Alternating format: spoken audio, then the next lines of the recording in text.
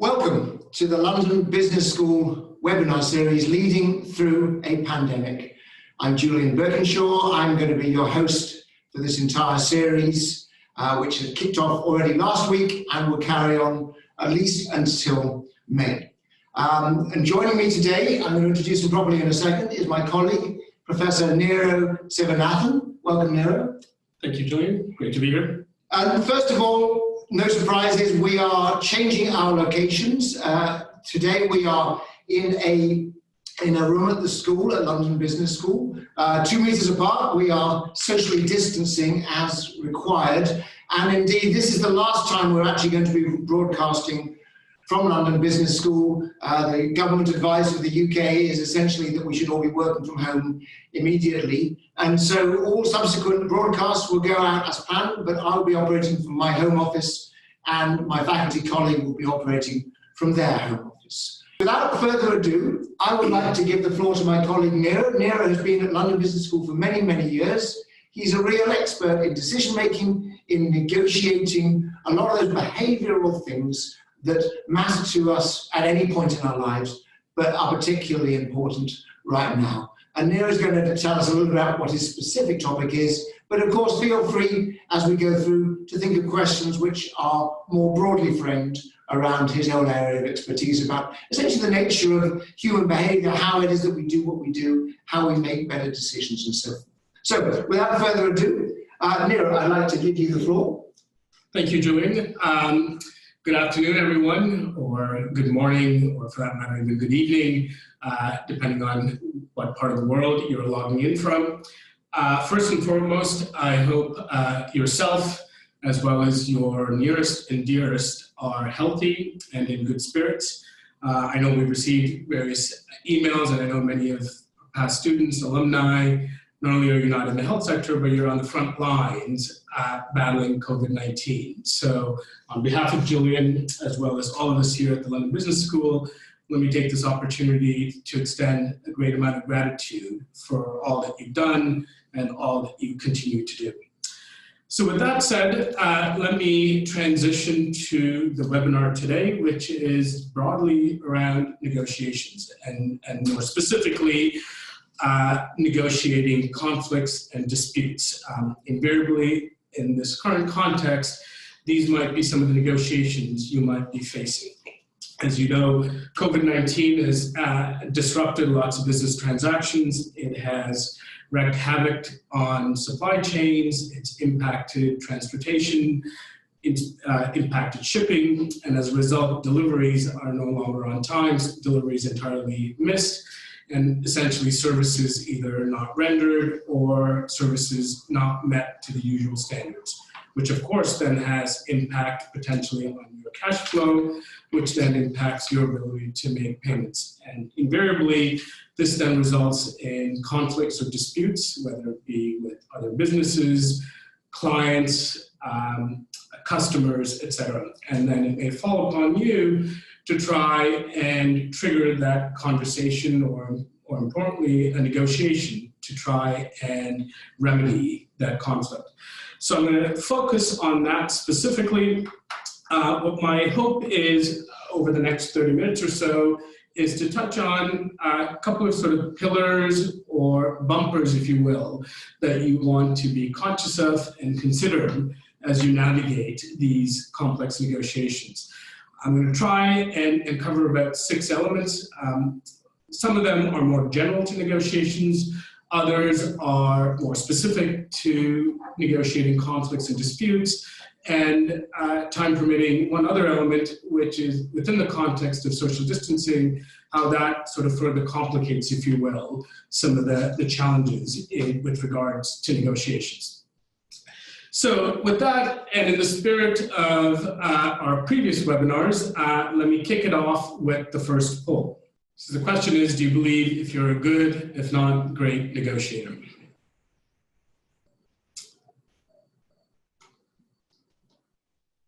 Okay, results. So if we could see the results.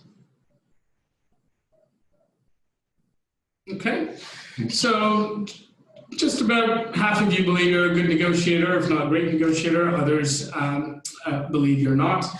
So these numbers are, on average, higher than you typically get. So when this question is posed, whether it be in the MBA classroom, in corporate events, et cetera, whether by myself or my colleagues, typically one or two brave souls raise their hand. And oftentimes, the lack of confidence at the bargaining table or the apprehension at the bargaining table tends to be a result of subscribing to a set of myths with regards to negotiation. And perhaps the most proximal of which, or perhaps the central of which, is this belief that good negotiators are born. Myself, as well as many of my colleagues who teach negotiation, will tell you good negotiators are taught, not born. And the reason I highlight this is to mention to you there's about 25, if not 30 years worth of sound scientific research around negotiation. And if you're able to draw on that science and mobilize that science, you're far more likely to get better outcomes at the bargaining table than perhaps relying on either risky behaviors, intuition, et cetera. Or really more to the point, if you've been propelled into complicated negotiations under the current context, you're apprehensive, realize there are a lot of resources and specifically evidence-based science that you could follow to help navigate these scenarios. Obviously, over the course of the next 25 minutes or so, I'm by no means going to be able to cover all of that science or even a very small portion of it, but I would urge you to seek those out. And to that end, one of the books that I recommend to all my students is the book Getting to Yes. So this is an oldie, but certainly a goodie, and it certainly stood the test of time. A more recent book is by my colleagues Deepak Malhotra and Max Mazerman, which again sort of draws on the science, and it's a wonderful primer if you're just getting yourself introduced into negotiations or find yourself in scenarios where you need to bring yourself up to speed before triggering these negotiations. So with that as a backdrop, let me delve into dispute resolutions and conflict resolutions. And one of the primary means by which disputes and conflicts differ from deal-making negotiations is that oftentimes in dispute resolution, you are negotiating losses. Whereas in a deal-making negotiation, oftentimes you're trying to negotiate a gain. If Julian is selling me his car, I'm willing to buy it. If the value is higher than his minimum amount, he makes some sort of value from that transaction, and I get some sort of utility or value from purchasing that car. And the reason why negotiating losses or negotiations that are framed as losses have a profound impact on our behavior, and to take note, is a result of a set of biases that impact our decisions, and specifically this notion of loss aversion. So, and this was discovered by, or elucidated by Danny Kahneman and Amos Tversky. So Kahneman and Tversky, for the better part of 25, 30 years, systematically uncovered all the ways in which each of us systematically deviate from rationality. So in our pursuit to make sound rational judgments, we rely on certain shortcuts or certain heuristics to help guide us in what is otherwise an uncertain world. And in so doing, it causes our judgments and decisions to deviate from being both sound and being rational. In 2002, unfortunately by then, Amos Tversky had passed away. Danny Kahneman won a Nobel Prize for this work. This is one of the rare instances where a Nobel Prize in economics is given to a non-economist. And at the central of their findings is this idea of prospect theory. And we could certainly spend an entire day talking about prospect theory, but let me just concentrate on one of its important tenets, which is if you're a rational Homo economicus agent, what you should do is that the utility that you derive from a certain magnitude of gains should be equivalent to the disutility you experience from a similar magnitude of losses. Let me try and perhaps kind of translate that to English. So let's assume I give Julian 10 pounds and it gives him 10 points of happiness or 10 points of utility. And similarly, if I go into Julian's wallet and I remove 10 pounds, he should therefore experience 10 points of unhappiness or disutility. And turns out, however, psychologically, that is not the case. Psychologically, the pain of departing with $10 or £10 is considerably larger than the psychological pleasure one experiences of gaining £10. In fact, there's several studies that show that it's almost a 2-to-1 impact. So a loss of £10 has the equivalent of, or in order to make up for that psychologically, you require a gain of £20. So the immediate sort of tenet of this, or what the findings of this, is that losses loom larger than gains, and this, as a result, has all sorts of implications to the various judgments, decisions, and behaviors we engage in. And so let me give you a couple of very quick examples. So this was a study by Butler that observed sort of the price of eggs over a 2-year window. And what he found is that whenever there was a 10% increase in the price, it impacted demand by about 7.8%. So there was a demand dropped by 7.8%.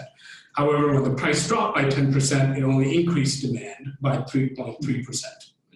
So the magnitude of change is the same, but people react far more to the losses than gains.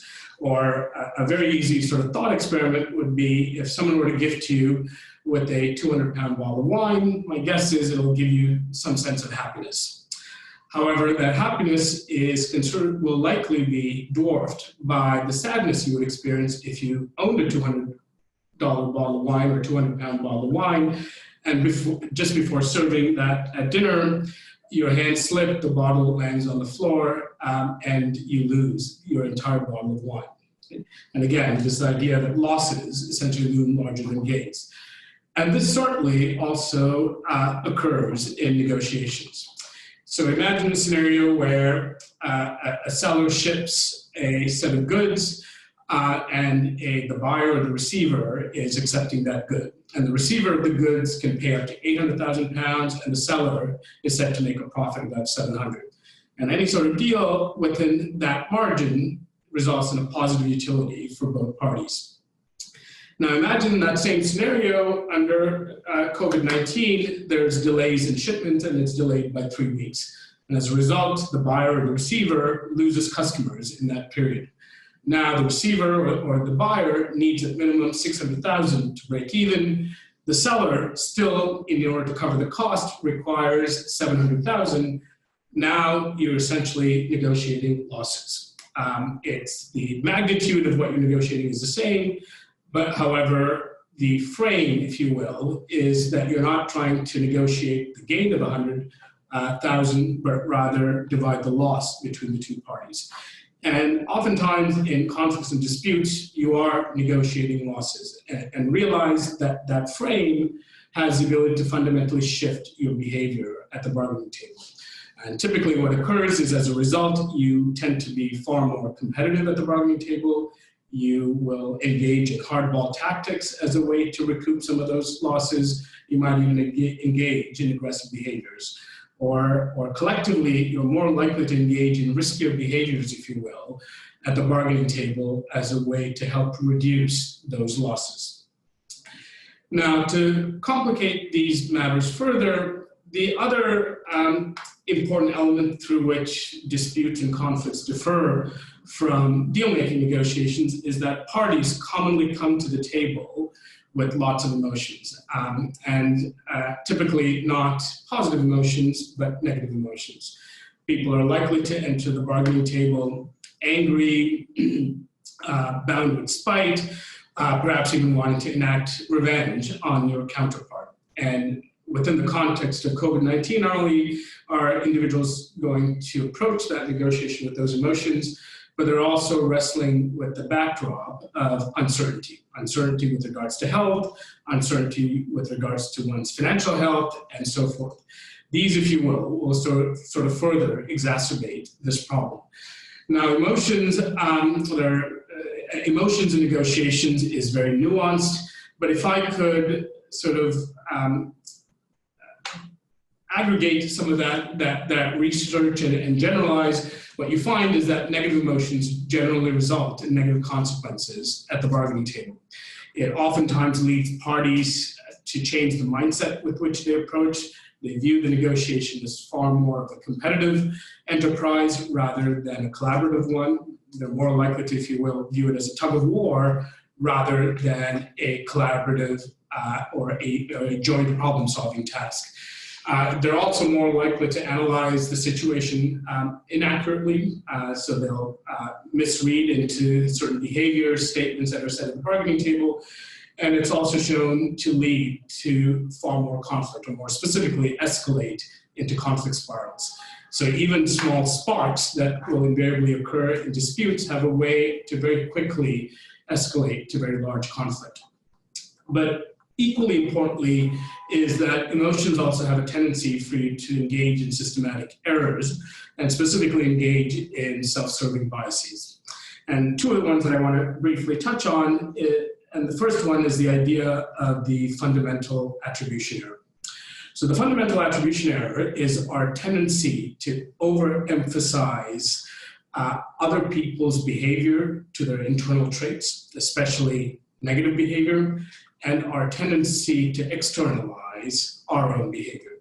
So imagine a meeting at which your team member is late by 20 minutes. The attribution you make is that that individual is either lazy or doesn't care.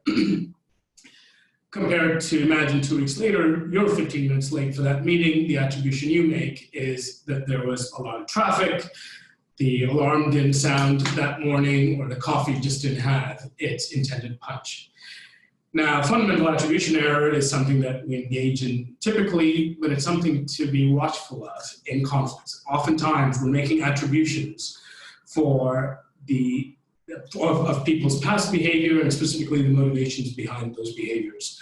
So if your shipment is late, it could be because of transportation delays as a result of the crisis. But if your business partner's shipping is delayed, you might attribute that to, well, despite some of the environmental shocks, if this individual had sort of pre-planned or was better organized, we wouldn't be in that scenario. So it's something to watch out for. It's something that we automatically engage in. It has a tendency to crop up in conflicts.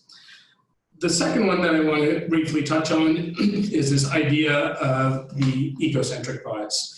So before I delve into that, let me get to our second poll, which is a requirement for you to rate your abilities on a percentile relative to your colleagues at work.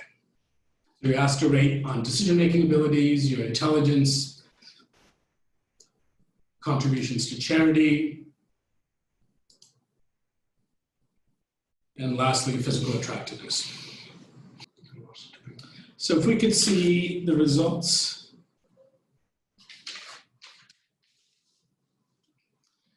Okay, so when it comes to decision-making abilities, we're seeing somewhere around 70%. Intelligence, many of you believe you are far more intelligent than your colleagues. Contributions to charity seems to hover around 50%, if anything below 50%. And lastly, physical attractiveness. And again, it appears that you believe you're more, on average, physically attractive than your colleagues. So these are typical of the results that you get both in scientific studies as well as when polled in the classroom. And what you're displaying is this group of biases that are referred to broadly as egocentric bias. So the egocentric bias is a tendency to over-rely on one's own information, knowledge, experience, and underutilize or undervalue or underconsider the perspective, knowledge, and information of others. And related to that egocentric bias results in other related biases, such as showing overconfidence, so you believe that you have better abilities than others, which was demonstrated in your decision-making abilities, as well as this tendency to believe that you're better than average. And so perhaps one of the most famous examples of this, and often quoted example, is a study by Svensson, who polled Americans to ask them if they believed they were a better than average driver. And on average, 93% of responders stated that they were better than an average driver. And this is, if you considered it, is a statistical anomaly, right? That 93% of the population believe they're better than average. Arguably, one of my favorite examples of this is a survey that was done by US Newsweek back in 1997, which polled, I believe, about 10,000 Americans and asked them to estimate the percentile likelihood that individuals will go to heaven. So Bill Clinton came in at 52%. Michael Jordan was 65%. So if you're a Chicago Bulls fan, you might think anything below 90% is sacrilegious, but nonetheless, the answer was 65%. And Mother Teresa was 76%. Now, Mother Teresa came in a distant second to someone far more important, yourself. So on average, people believed their likelihood of going to heaven was considerably greater than that of Mother Teresa. And before you start thinking, well, perhaps being exposed to these biases, you certainly wouldn't, either Julian or myself might not demonstrate this bias, not so fast. In another study by Cross, he surveyed faculty and asked them whether they were an above average teacher. And on average, 90% of responders believed they were better than their colleagues, or sorry, I should say better than the average teacher. And the reason why I bring up the egocentric bias is invariably in conflicts, there will be a discourse or a conversation about fairness. Fairness is a noble construct, but also tends to be a fairly nebulous one because fairness inherently ends up being egocentric. Critical to fairness are the assumptions behind the matrices that make up your definition of fairness, and oftentimes that tends to be very egocentric. An outcome that seems very fair to one party will invariably feel unfair to the other party. So it's something to keep in mind that if you invoke fairness, this becomes a very nebulous element on which to negotiate. The fourth element that I want to highlight is sort of the nature of conflict. So typically in any sort of disputes or conflict, you have one of three avenues to help try and resolve that conflict. One would be based on power. So this is your ability to coerce the other side to agree to the terms on the table that have been rejected. This is where you might utilize your financial resources or political resources as a way to force or get others to comply to a certain outcome. This is also where threats are more likely to be enacted. Now, if you don't carry a dispute through that avenue, you're more likely to engage in rights-based argument. This is where, independent of standards, you call on other elements, such as perhaps the contract. Here's what the letter of the law says, or here are your legal rights. And certainly this is where fairness tends to reside. The last avenue that you can resolve conflicts is through interest. And this is your attempt to understand the underlying interest of your counterpart, try to cater to that interest as a way to push that conversation further. Interests fundamentally are the underlying utilities, needs, values, concerns, desires that motivate oftentimes what's said at the bargaining table. Oftentimes what's stated at the bargaining table is a position. The onus sort of falls on you, especially in a conflict, to sort of unpack some of the interests behind those positions. When someone says they're not willing to pay the invoice price or they're not willing to meet a shipment deadline, that's a position. The interest might be very different, and you might be able to trade off on those interests as a way to resolve that conflict. Most conflicts are resolved better and greater satisfaction when they're interest-based rather than rights or power-based. So to those who might be less familiar with sort of interests and positions, let me give a very quick parable, and this is a story of sort of two sisters and an orange. And so the parable goes that these two sisters were fighting over the last orange. One sister asked the other sister kindly. She said no. The other sister offered to buy it from the other sister. She said no. And they continued arguing. And finally, one of the sisters says, let's just do what's fair. Let's slice the orange in half. You take one half of the orange. I take the other half. One sister takes her half of the orange, squeezes the pulp to make orange juice, and throws away the peel. The other sister takes her half of the orange, scoops out the pulp, throws it out, and uses the skin of the orange, and more specifically the zest in the skin of the orange, to make chocolate orange cake. And the moral of the story, or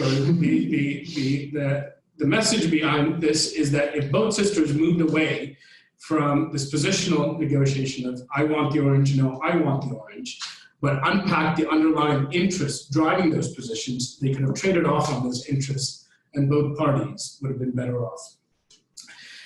And the last bit that I want to touch on with regards to conflict and specifically disputes is around threats. And invariably, there might be an instance where you might need to enact threats, hopefully not. Not a great way to resolve conflicts through interest, but you might end up having to exercise threats. If you do, just a couple of things to note: do not make threats that you're not willing to exercise. Your threats ensure that if they don't meet those necessary standards, you're willing to follow through. Because if you don't follow through, you will lose credibility right away. And you will have neither any reputational capital to continue that negotiation further. So if you're going to make a threat, ensure that you're willing to follow through. And again, when making threats, remember, threats are meant to push forward your interests. Threats are not there to punish the other party. Threats should be either bringing your counterpart's interests more in line or your interests towards a resolution. And if you're on the other side of the table, which is you're faced with threats, oftentimes one of the best responses to this is to ignore a threat. Oftentimes, what threats do is they trigger your automatic response of wanting to fight back or to retaliate. And if you could avoid that temptation, oftentimes the counterpart will revert back to talking about conversations which might be closer towards rights or even potentially around interests. And finally, outside of negotiations, but certainly relevant to the current context, is the medium through which you will carry out your negotiation or your conflict. Obviously, many of us are in social isolation, so the ability to have face-to-face meetings are not a possibility. The element to keep in mind with regards to medium is what communication scholars refer to as media richness. And this is critically based on two dimensions. One dimension is the degree to which you are privy to audio cues and visual cues. So obviously a face-to-face meeting affords you both audio cues as well as visual cues, whereas a text message does not give you either audio cues nor visual cues. Or a telephone call allows you to have audio cues but not visual cues.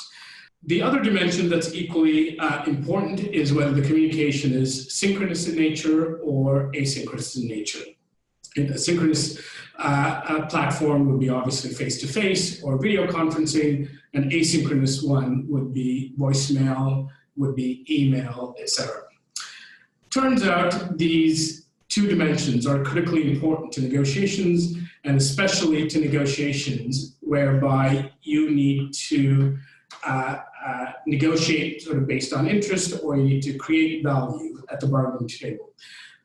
There are several scholars, Roderick Schwab and others, who've shown repeatedly that negotiations that are either asynchronous in nature or lack one of the critical component cues, either vocal cues or audio cues, detract away from the amount of information that's shared, which is critical for integrative negotiations, the atmosphere that it creates, and equally importantly, the efficiency of those outcomes.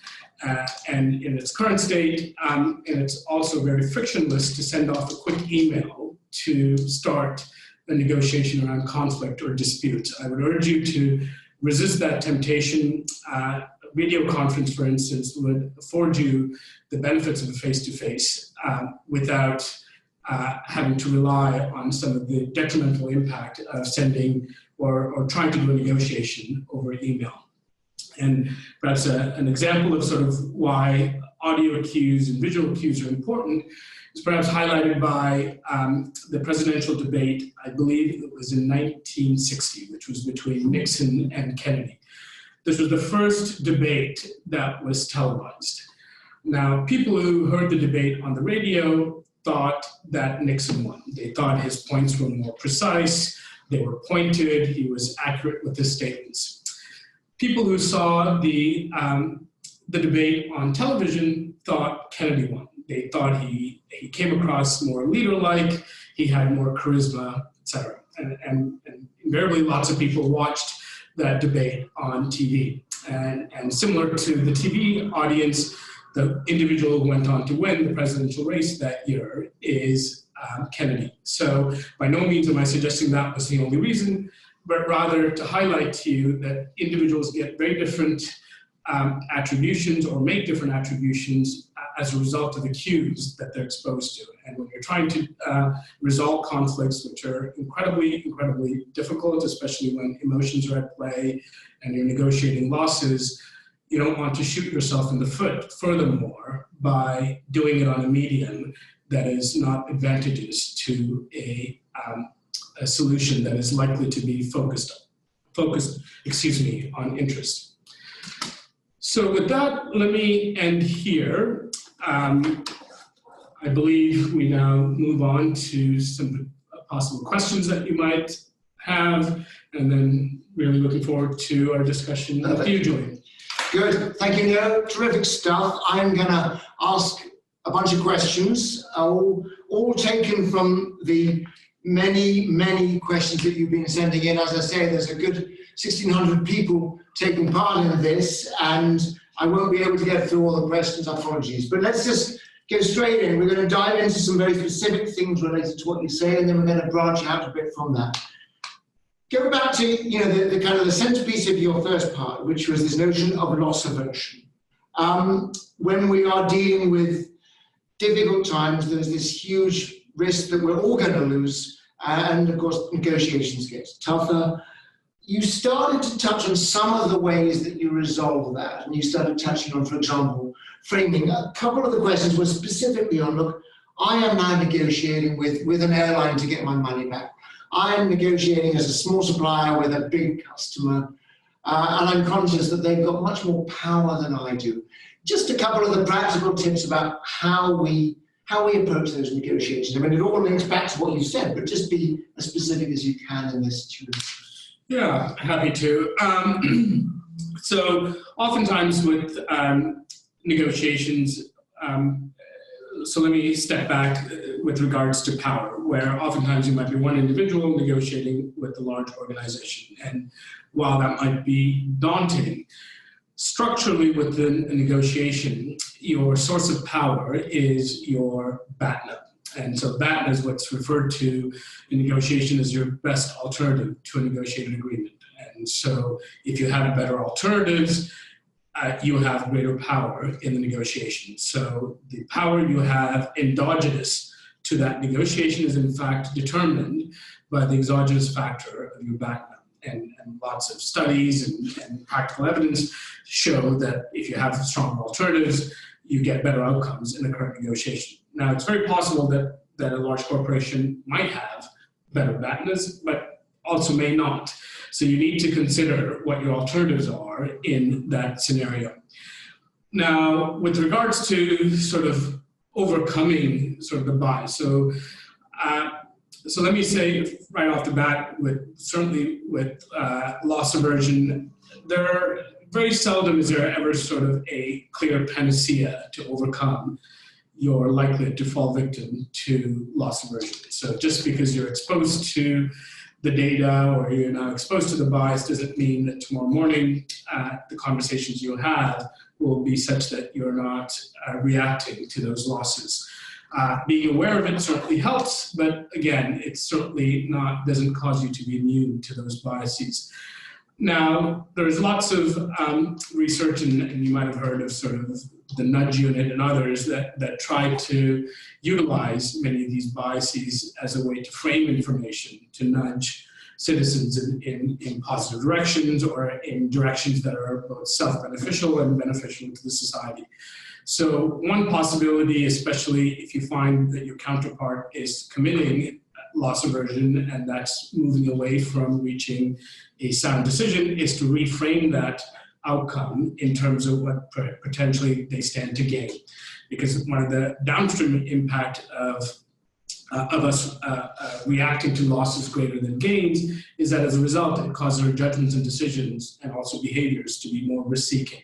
And so if you think about, if you want your counterpart to be less risk-seeking in a negotiation context, one possibility is to reframe either the proposal in terms of what they stand to gain from reaching agreement, rather than potentially what they stand to lose. So what does reframing look like in practice? You can see that a negotiation is going down a track that just isn't working out. You cannot get to where you want to be with the way that it's currently being framed. Do you, as it were, kind of just walk out of the room? Do you say, look, we've got to start all over again? How does that work in practice? Yeah. So how do you reframe? You could certainly reframe with regards to losses and gains. I sort of mentioned that previously, but oftentimes this is the reframing comes from moving away from the element that you're stuck on, where you cannot reach an agreement, to another dimension that perhaps that you can see eye to eye and actually caters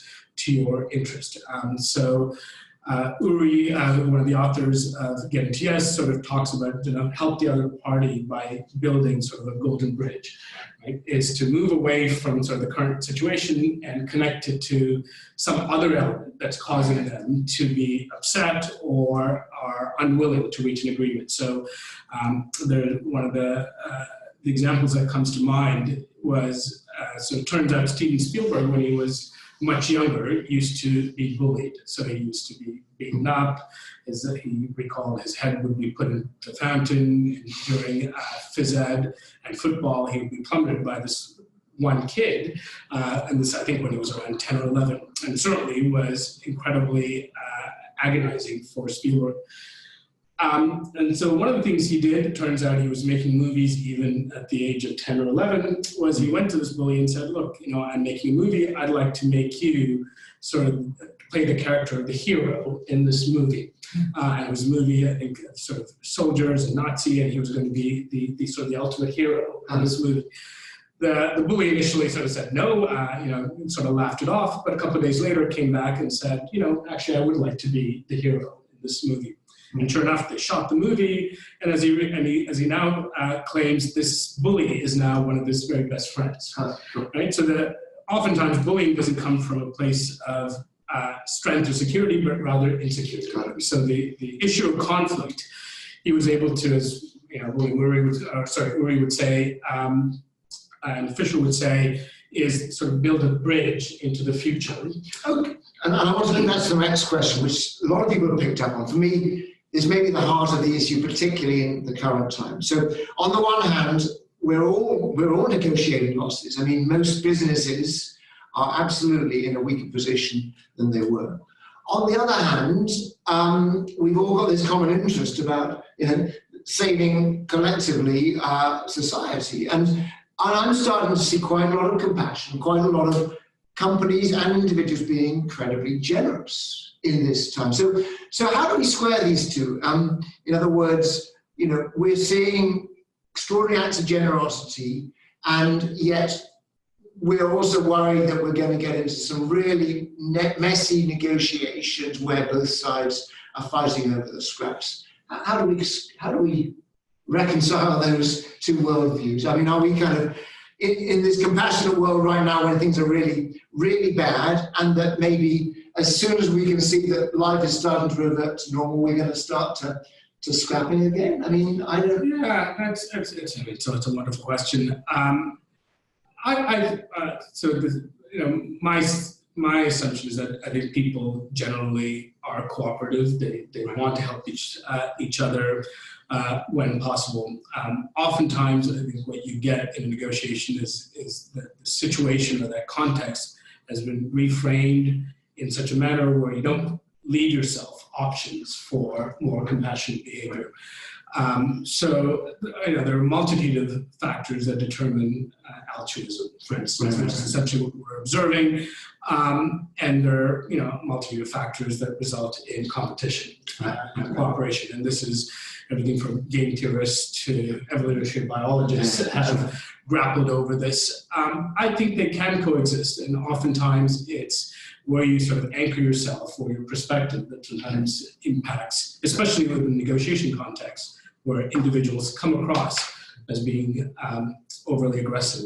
So in terms of your model, you've got interests in the middle. I mean, does this mean that we should be appealing more to shared interests about getting through this together as part of our negotiating tactics? Yeah, so oftentimes I think, if I could follow up on that, I think in negotiations, oftentimes you could tell negotiations and conflict, whether we're going to reach an agreement or not, by looking at the conversation or the discourse, and more specifically, whether the conversations are retrospective in nature or prospective in nature, right? So retrospective conversations are, you guaranteed X, you said yes, we shook hands on Y, etc.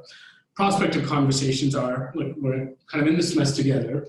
How do we both come out on top? Or what are the set of behaviors I could engage in to help you reach your bottom line or bridge your negative bargaining zone, and here's what you could do now.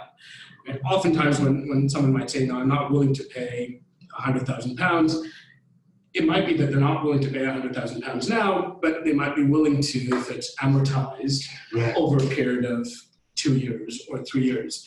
And so again, so in many ways sort of coming together and viewing negotiations not as a tug of war, but rather a joint problem-solving task is more likely to result in these negotiations reaching an outcome rather than escalating to further spirals.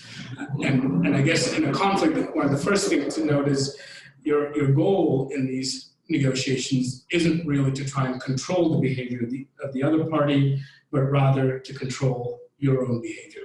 And as a result, in controlling your own behavior, that might shift some of the negative behavior you might see across the table.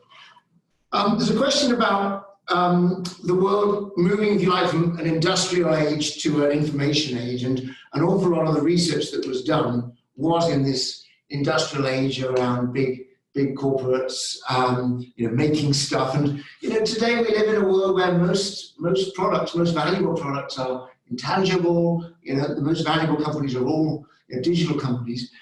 Does this change in any substantial way what we think about in terms of when we're going to negotiate?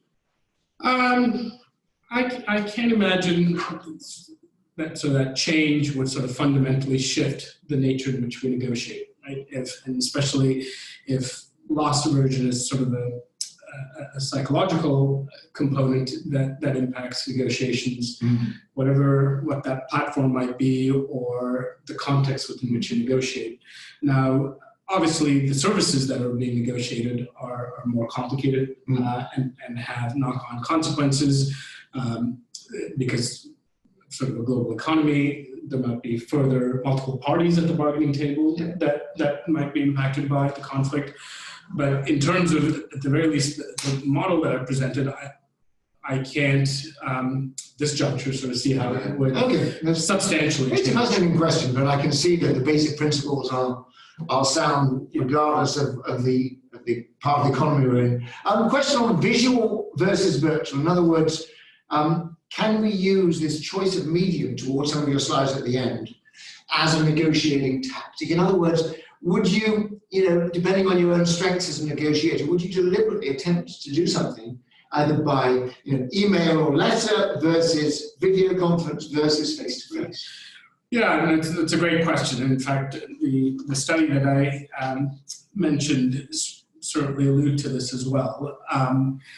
Obviously, if you want to unpack people's interests, you want to ensure that synchronous as well as audio and visual cues. But if you're in a high power scenario, you could certainly resort to mediums that benefit you, that perhaps, for instance, either afford you greater time or allow you to more easily make threats. It's much easier to be aggressive over email than it is face-to-face. And so if you're struggling to put that threat forward, you can certainly use a medium as a way to help you. Alternatively, if you are not able to collect your thoughts quickly in a face-to-face negotiation and you need to craft that message, the ability to sort of sit down and carefully craft that message is afforded to you via an email. So it varies. The reason I focused on it being a platform where you have both audio cues, visual cues, was specifically with regards to conflict, where you do want to bring that conversation back towards interest. So we're going to wrap up in about 4 or 5 minutes, but I've got one big question that's been on my mind, which I want to ask you, even though it's not directly related to this webinar. You know, you are a professor of organizational behavior. You understand why people behave the way they do. You know, 4 weeks ago, Boris Johnson, our prime minister, you've all got your own prime ministers, you know, implored us all to wash our hands more. Some of us did, some of us didn't. He then started imploring us to keep our distance and not go to the parks and do all those sort of things. Some of us did, many of us did not. Help us with that basic human psychology, if you would, as to why we don't do what is clearly in our general best interests to do. What is holding us back? What sort of advice can you give us generally, collectively, to sort ourselves out in terms of these sort of things? You know, please. Right. So a couple of thoughts. One, so there's lots of great research just around change, and that shows that people are incredibly resistant to change for all sorts of confluence of reasons. There's also great research on, you know, how you can bring about change. I think the struggle now is how do you sort of bring about change almost instantaneously, or how do you bring about change 2 days ago? Right. And the research there is perhaps less clear. I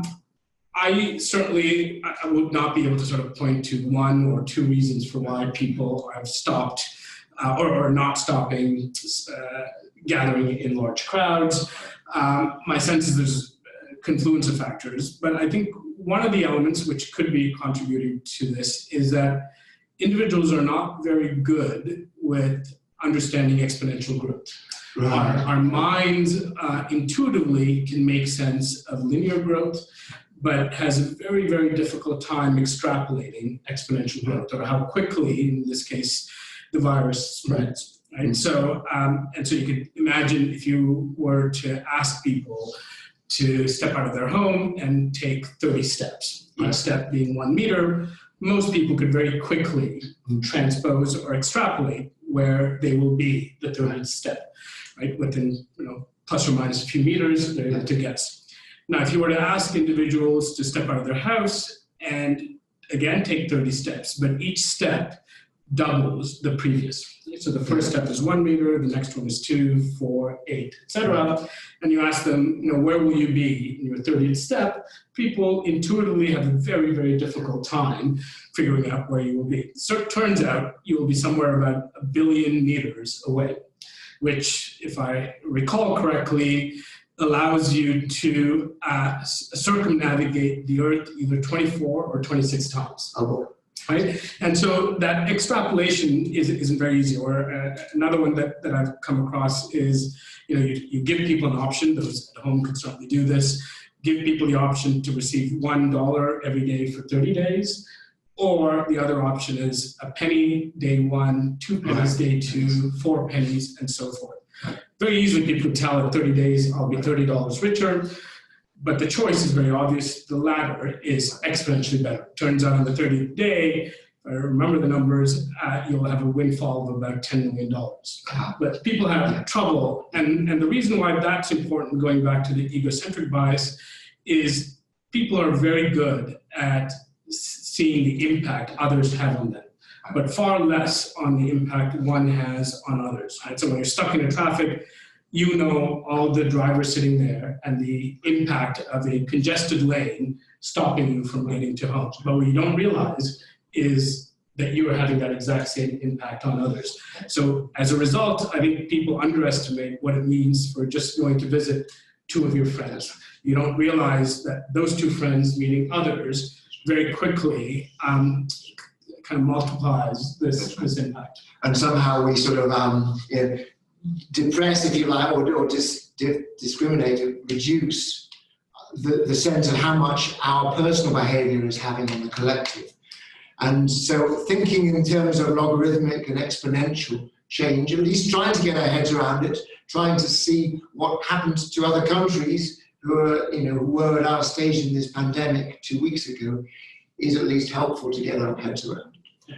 Okay, look, we are going to wrap up now. Thank you so much, Niro. Some really fascinating insights. Before we go, I'm going to share my screen with you, and I'm going to tell you that the next webinar is on Friday, and that will be, I will be in my own home. Kathleen O'Connor, a clinical professor of organisational behaviour, is going to be talking about the leading through a crisis. She's going to be working obviously from her own home as well.